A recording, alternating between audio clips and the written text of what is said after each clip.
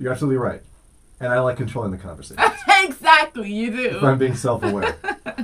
But I mean, if your perspective is I don't find ideas threatening because I trust in Christ, it's really easy to talk about anything. That's good. Like, a lot of people will view someone's dissenting thoughts or someone's opposing opinion as threatening. I don't. Do you? That's good. It depends on the tone. I don't like confrontation, and my feelings can get hurt. So, like, when people are calm and, like, the way we were trying to do it, I could do that. I don't like attacks, and I don't like that. Yeah, that's uncomfortable. That I don't like sounds that either. weak, doesn't No, it? I hate that. But when I can encounter someone who's willing to have an honest discussion, Yes. where they just say stuff they're thinking and feeling, Yes, and we can work through it, and I do the same thing, I just think I grow from that personally. Oh, yeah. If it's like an intellectual topic. Like Jeremy today. He didn't agree with you. He didn't have I could to. do that all day, but he was so humble. Yeah. And he made some really great points. Great points, yeah. And he opened my eyes to some things and brought up things that I wouldn't have brought up. And if you're joining us now and you're like, what are you talking about? The title of this live episode here of Overtime is correct. I thought it would be just clear enough to say we talked about white privilege on the radio today. So yesterday on the show, we decided that we would tackle something head on that we saw was like an obstacle to culture and church talking about today's issues from a biblical perspective.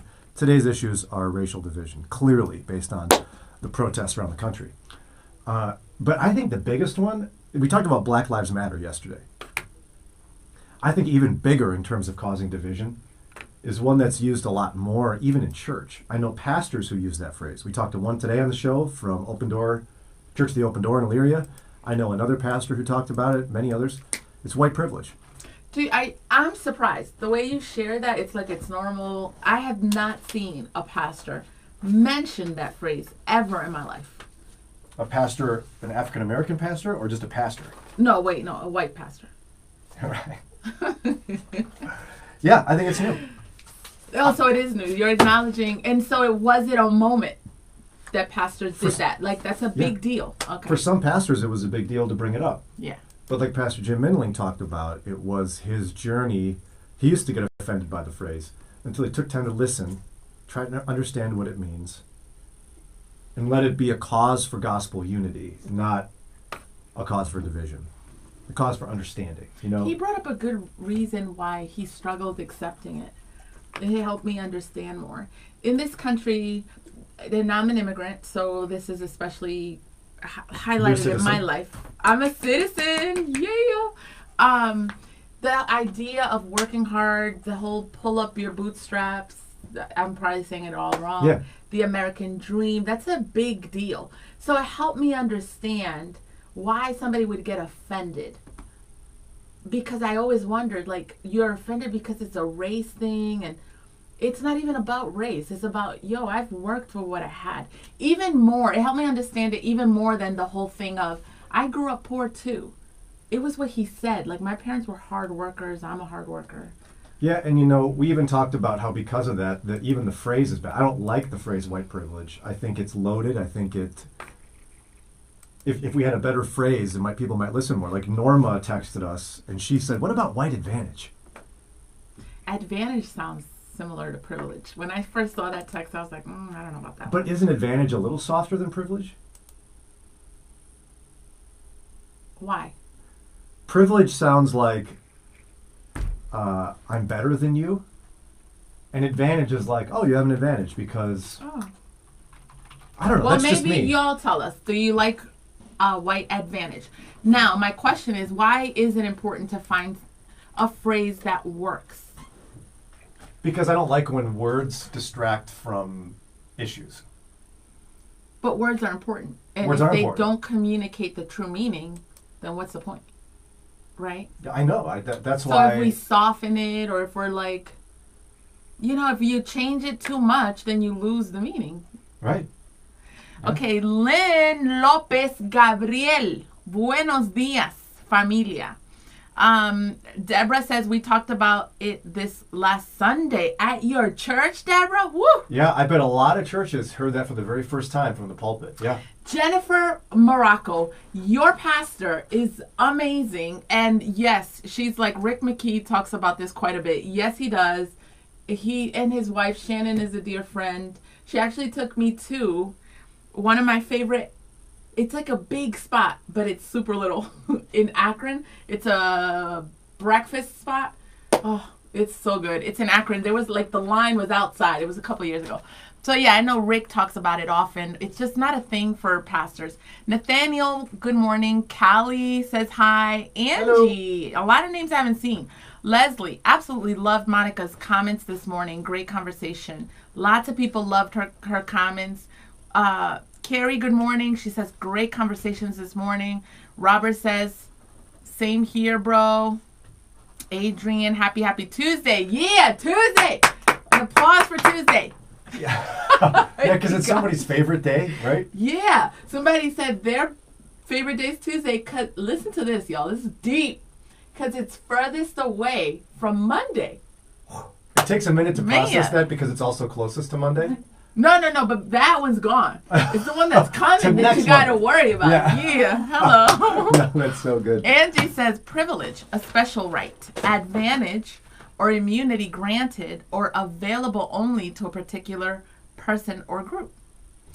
Deborah says, yes, our pastor changed his planned message in order to talk about it. Wow. Can I just sit there right there? I know pastors that can't handle that.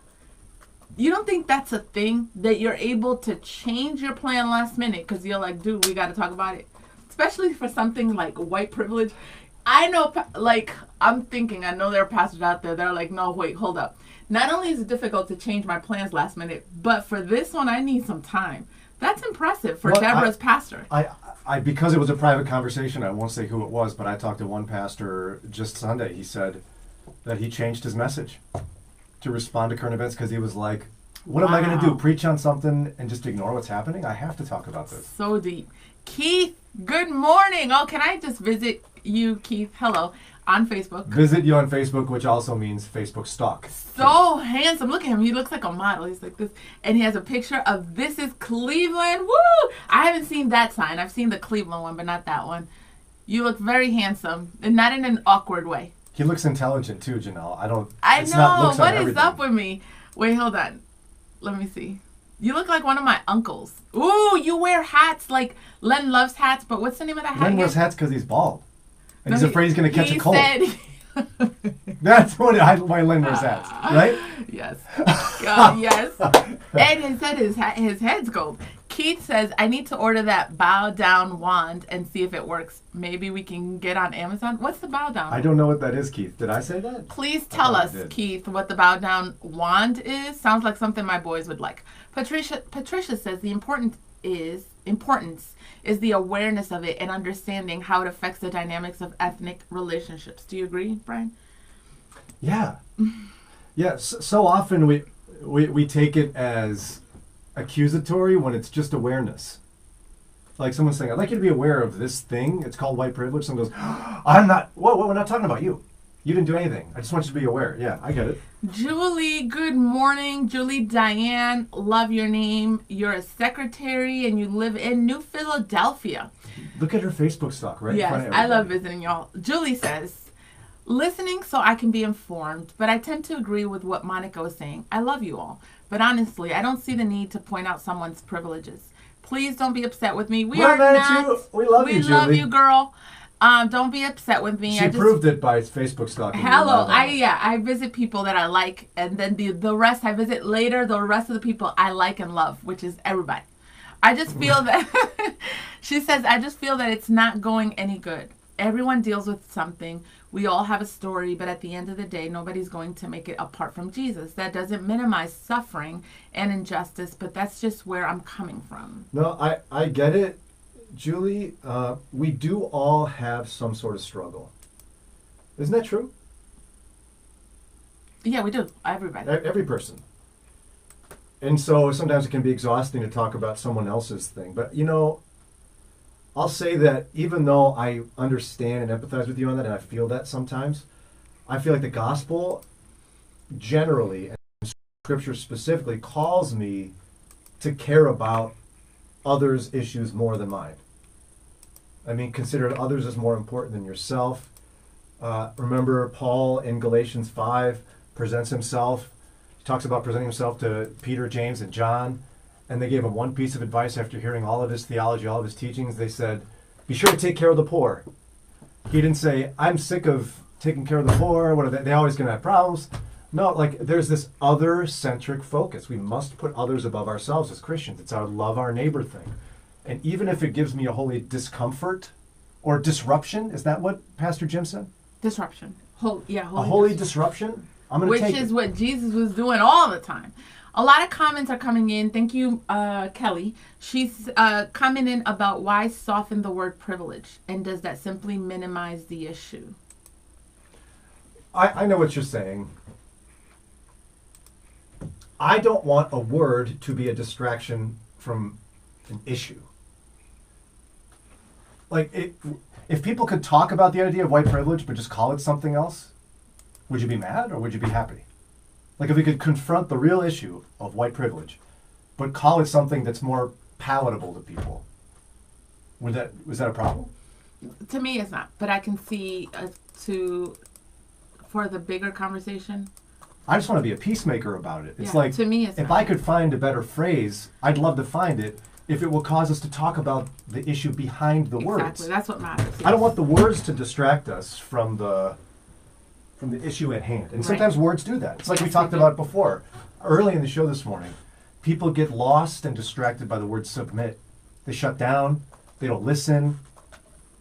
When if you listen to that passage about submission in Ephesians for wives in context, it's not so uncomfortable. Angie says, I listened to you two speaking about the other topics you have covered on your show. You do such a great job, but I too wonder why this rubs so many the wrong way to talk about it. Yeah, Hope. Angie. What's up, Hope? Let me visit you because I love your name, Esperanza. That's what your name is in Facebook Spanish. stalked her before? Isn't that cool to have a name that when you translate it is a whole different thing? So like her name, if you go to DR, they'll call you Esperanza. That's such Translate a my name. What's Brian in Spanish? Brian. That's it. Roll we are. But Angie, go ahead. You were gonna. No, she's pointing out that curious fact that when terrorism happens in the world, and we talk about terrorism from a biblical perspective, nobody complains. When we talk about the pandemic, when we talk about the only time people go, "Why do you guys keep talking about this?" is when race comes up. It's the only time. Yeah. I mean, occasionally we get one or two people, but in mass numbers, it's just curious to me. Sara, buenos dias, amiga de Ecuador. She says, I explained it to my 11-year-old daughter in terms of foot race. If she were to race her 16-year-old brother, she'd lose. So we might give her a good head start. She might still lose, or she might win, or she might tie him. But the race was more fair. On the other hand, if we were to give the head start to my son, my daughter would lose before she ever started. She may even refuse to start because she can easily comprehend that her brother is going to win. No, but yeah. I think white privilege is giving intended or unintended advantage to people who have been favored by the system already.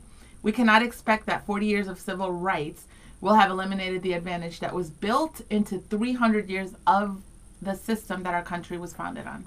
Yeah, and that's the point I tried to make earlier in the show, Sarah. It's that if you really look at the story of oppression specifically against African American people in our country, it becomes so overwhelming and so entrenched for so many generations, it seems almost silly to think that we could just blink our eyes and between 1964 Voting Rights Act and 2020, all of those things that were created all those years were just erased and gone. Right. Like, it's silly to think about that. Yeah. How could that happen? And it manifests itself in people's lives all day long. I mean, for goodness sakes, the first African-American graduate from Dallas Theological Seminary was Dr. Tony Evans in the 1980s. Crazy. The 1980s. Yo, I heard something, and you're the history teacher, so I'm admitting up front that I didn't understand it a lot or it was new to me. The GI Bill and something about the military like also happened in the 80s. Something about integration. I don't know. You don't know? I don't know that. There's a lot Sounds of familiar. stuff that, like, when you look at it, now that we're older, because you know how, like, to me, even in the 90s, when we're learning about civil rights, It felt so long ago. I was like, woo, that was a long time ago. Now I look back and I'm like, oh my gosh, that was like, that's scary. Like she was one of the first little girls. There's pictures about her who went to an all-white school and the reaction of the crowd. She's only 65. She's my mom's age. She's like out there right now, living with those experiences. So can you imagine her hearing people saying, that was like a long time ago? It's like, dude, oh. And there's people all over the place that have experienced that right now. A lot of people disagree with me, by the way, about And people disagree with him all the being time. willing to change the phrase if it helps people. I'm okay with being wrong on that. I don't care. Jennifer Jones, Dr. Jones for Brian, says, if I build a house with stairs to every room, narrow doorways, and tie countertops and invite my friend over who's in a wheelchair, and they point out the advantage I have by being able to walk and how I truly want them to enjoy my home, there are changes that can be made. Would it be pointless? Privilege is very similar. We can pretend that everybody has the same innate abilities and is seen the same, or we can take an honest look and determine how I can use my own position to help others. And that sounds gospel-centric to me. Yeah. Lynn, good morning, Lynn Lopez Gabriel, I like your name, says, this reminds me of an SNL skit from years ago. Eddie Murphy, love him. Oh, that's one of my favorite sketches. Made himself white and discovered that as a white person, he didn't have to pay for anything in the stores and was treated to the best everywhere he went. If a black person came in, they would change and act like normal. Kind of silly, but was an extreme depiction of white Have privilege. you seen? I showed you. It's You called did show it to me. Mr. Whiteman. Yeah. He put white makeup on. Oh, it's so funny. Isn't that crazy? Oh, it's so funny. Rhonda says, great point, Brian. Can't erase history and mindsets. There are layers here. Complicated. I'm going to post. I shared parts of a piece I wrote years ago on that issue. I'm going to post that later today on my page. Just have to make sure it's old. I have to make sure there's no like references to really pull out of there. So Renee, hi girl. She's responding to Sarah saying, very well explained. Such a hard thing to explain to children, and you captured it well. yeah, Sarah's explanation about the race really helps. Derek, good morning. He says, while white privilege is not specifically mentioned in Scripture, the concept is in the Bible. A lot of great information from this article from Got Questions. Ooh, look at that. We'll have to look at that. Got Questions. Woo! Isaac, what's up, my dude? Says, I would like to bring up a side I haven't heard anyone speak of yet. Not necessarily my opinion, but you could say, too, that there has been prejudice from blacks to whites because of white privilege, which is directly a result of skin color. I think any kind of prejudice is wrong, but it does occur on both sides of the spectrum. I just wanted to bring up an uncomfortable topic for Brian's sake. Woo! Look at you looking out for Brian. Isaac, it's the beard again, isn't it? It's his beard. He comes up with great stuff because of the beard. I actually wrote an article a number of years ago. What about racism against white people? That's what he's talking about, right? Yeah. I want to find the phrase I wrote for you. It's called, creatively, I titled it, What About Racism Against White People? If you Google that, you can find it. I actually experienced racism against white people. Oh, tell us more. You don't believe me? Calm down. I'm saying I want to hear about it. Oh, Brian. So I lived just 18 blocks from the national offices on the south side of Chicago for 6 years of the Nation of Islam's headquarters.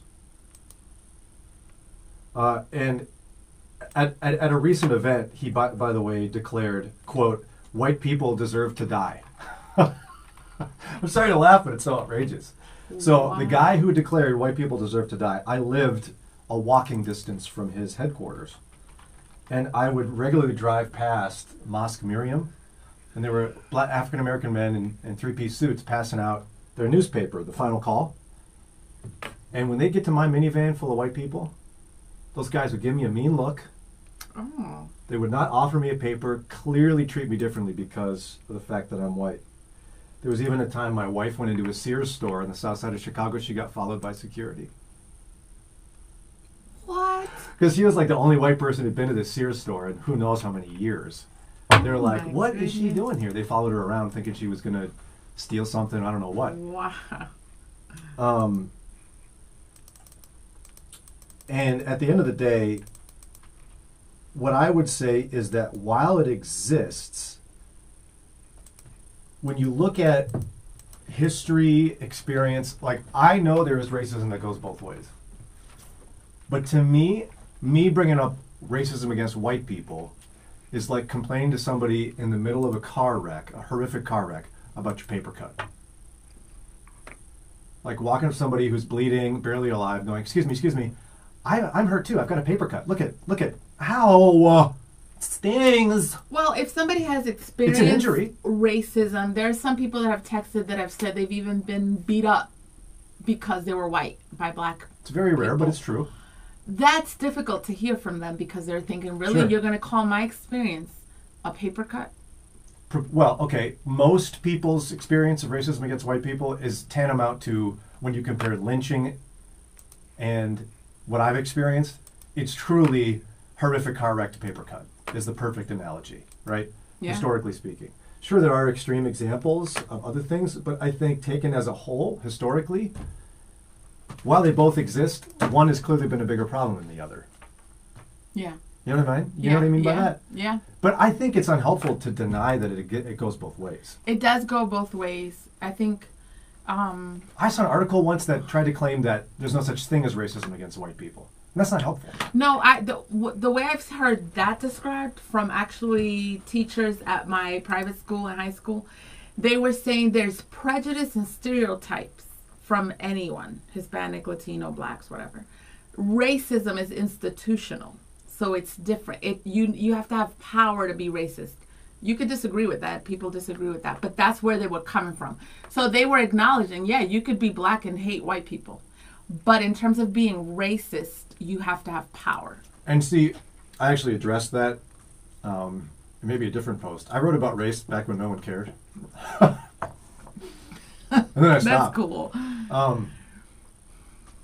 I don't like when people use proper definitions to diffuse what someone means. Yeah. Like, I like using common usage.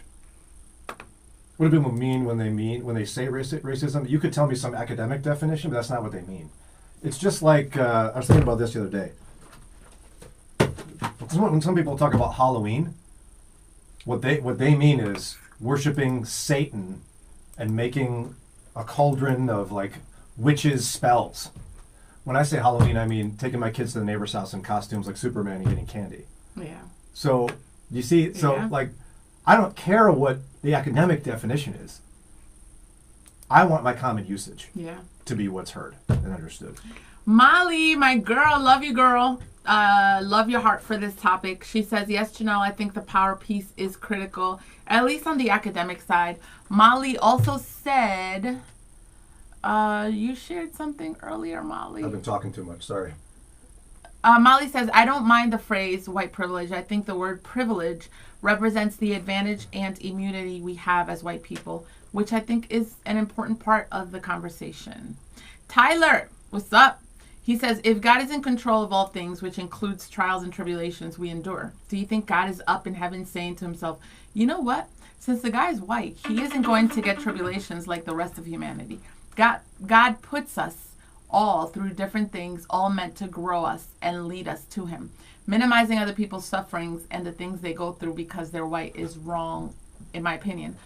That was kind of mentioned earlier about, like, I think Jeremy said, you know, people go through different things. The only thing I struggle with that, and maybe tell me if I'm misunderstanding, God is not for injustice. Yeah. You know, so, like, I don't know if that kind of, if I will look at that tribulation like, well, black people is just making you stronger. Like, no, it's not. I know we are in a fallen world, but we as believers are to speak up against injustice, and it's wrong.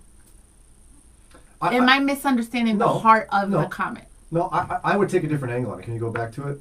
Because I think Tyler's bringing up a really important issue here. Okay. And this is part of the overall point we tried to make today in talking about issues today of white privilege. He said, you say at the end, Tyler, minimizing other people's suffering and the things they go through because they're white is wrong in my opinion. I agree with you. But that's not what white privilege is about. So now, if the term white privilege makes you upset because it feels like, what was the phrase again? That he feels like it's It's gone again. I'll look for enough. If it makes you feel that way, that feeling is a legitimate feeling. Right here. If it makes you feel that people's suffering should be minimized because they're white is wrong, that's a valid feeling. But that's not what that word means, and that's not what white privilege is about. So if you feel that way, your feeling tied to that concept is incongruent.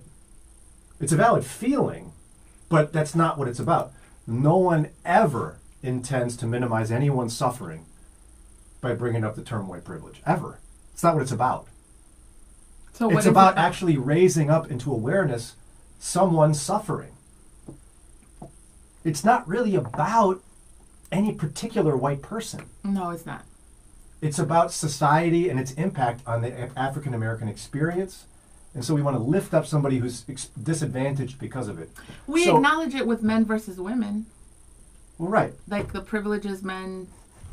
Maybe that's a less emotional way of saying, if you're a man, you're set up. But if somebody uses white privilege to minimize Tyler's suffering, they're using it incorrectly. Yeah, that's not good. Because it's not, that's wrong. What it's for. It's never used. And Christians should never minimize people's suffering, in my opinion, ever. Which is exactly why I want to talk about white privilege, because it's about exposing someone's suffering.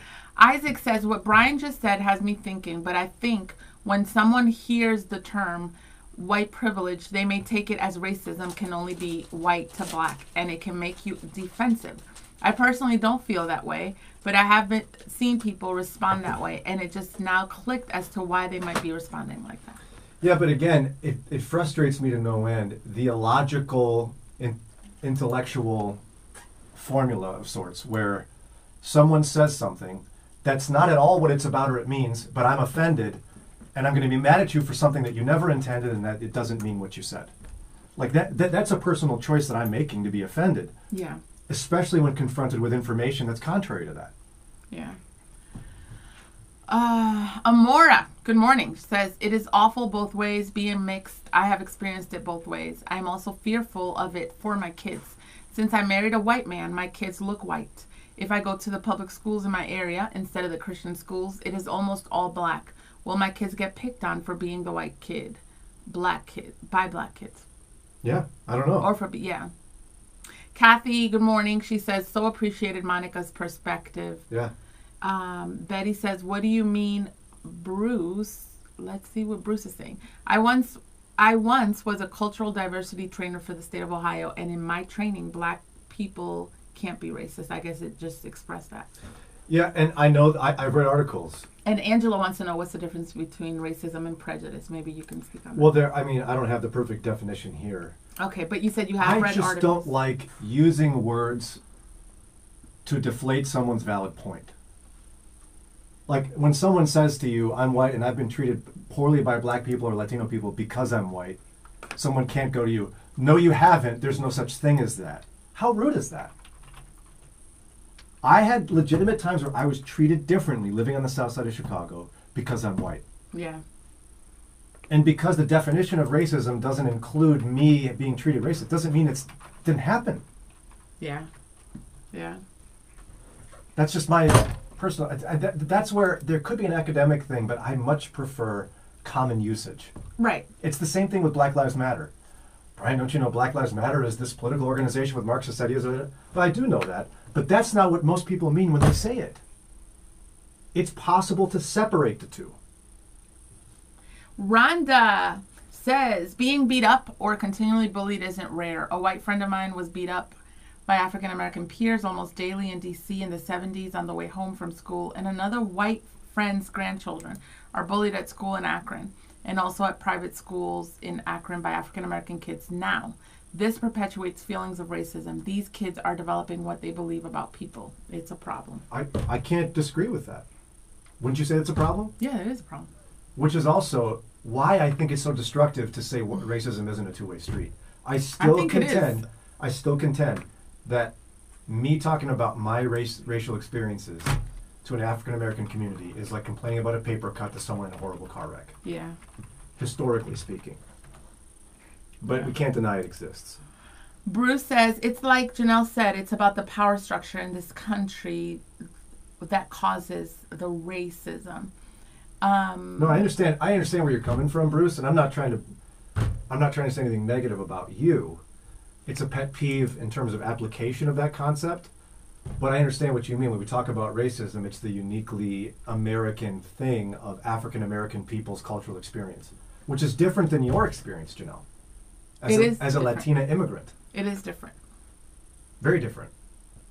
Your parents came here because there was a land of opportunity. Yeah.